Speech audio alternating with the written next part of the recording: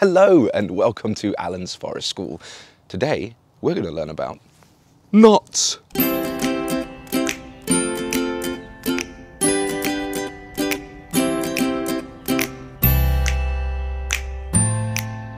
Learning how to tie knots is an essential part of your forest school experience. It can be used for everything from putting up shelters to climbing, securing things together, and even some games and activities can be used just around how to tie a knot. The first one we're going to look at is the bread and butter of all of the knots, the timber hitch. So the timber hitch can be used for a variety of different things, but most often at forest school it's used for tying up shelters. So the first thing you want to do is to find a nice solid tree that you'd like to attach your rope to. Then take your rope and loop it all the way around the tree. From there, what you're going to do is you're going to take your short end, you're going to loop it around the long end so that you have your loop. Then you're going to loop it 3 more times over this short end. So over once, twice, 3 times. We tighten this, and that is your timber hitch. This isn't going to go anywhere. So the next part of tying up your shelter is to find a second tree to tie the rest of your rope to. What we need for this is to create a tension knot. For the tension knot, we start with looping our rope all the way around the tree, but there's something missing. We need a loop right here to be able to tie the rest of this rope to. So now I'm going to show you 3 different types of loops that you might use to create the rest of your tension knot. The first one is the overhand loop. So the first thing you do is to create a loop, pull it tight together. Now this depends on how big you want your loop to be as to where you put the knot. So I'm going to say that I want mine around about here. So I'm going to pull this over, then through the middle and pull it tight. And there is your overhand loop. So the second one is the figure of 8 loop. Now we start exactly the same.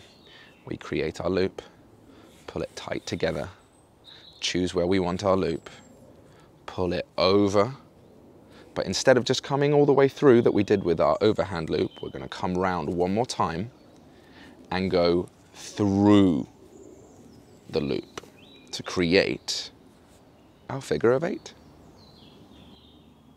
Now if you're really getting fancy, you can try the Alpine butterfly loop. It starts a little bit differently, but I'll take you through it. You start with the rope over your hand, like so. You will then pull the rope around your hand, not just once, but twice. So now you have 3 pieces of rope next to each other. Then what you're going to do is you will take the rope that's closest to your thumb, you're going to place it over the top, again having your 3 next to each other. Then you will do the same thing, but this time, this one you're going to pull to create your loop. You're going to take this loop, you're going to tuck it underneath both of the other pieces of rope, pulling it in towards you. Then you can pull your hand out, pull that nice and tight, and that creates your Alpine butterfly loop. I'll show you that one more time just because it's a little bit more complicated. So we take a piece of our rope, 1, then 2, to create 3 next to each other. Pull it up and rest it over. Same again. Pull that up to create our loop. Pull it through both of them together. Pull it nice and tight to create our loop. Take your hand out, pull that tight, and your Alpine butterfly is there. So, we have our loop. This one is an Alpine butterfly, and generally we put it around about 1 meter away from the tree, just so that we got enough rope to be able to then tie it from the other side. So, let's put our rope through the loop.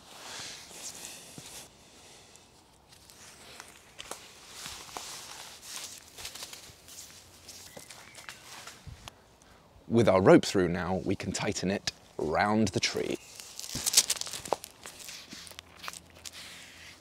Once we've done that, we pull the rope all the way around the tree.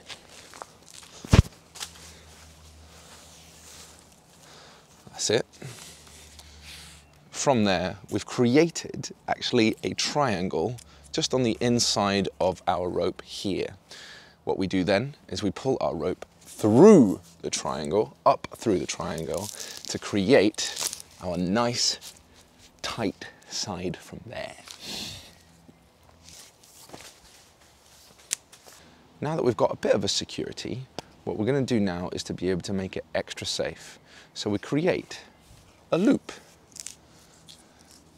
What we can imagine is that we've got Humpty Dumpty sat on his wall, and what we're going to create is his tongue. So we create his tongue through his face, create a little bit of a tongue here, and then we tighten this from here. And that is our tension knot. Another really useful knot to have under your belt is a clove hitch. Now there are two different ways of tying this knot, so I'm going to show you both now. For our blind clove hitch, we take our rope, we take the object that we would like to tie our rope to, we pull it over the top of this object. Then, with our shorter end, on the left-hand side of our rope, we cross it over the top, creating a nice X that we have right here.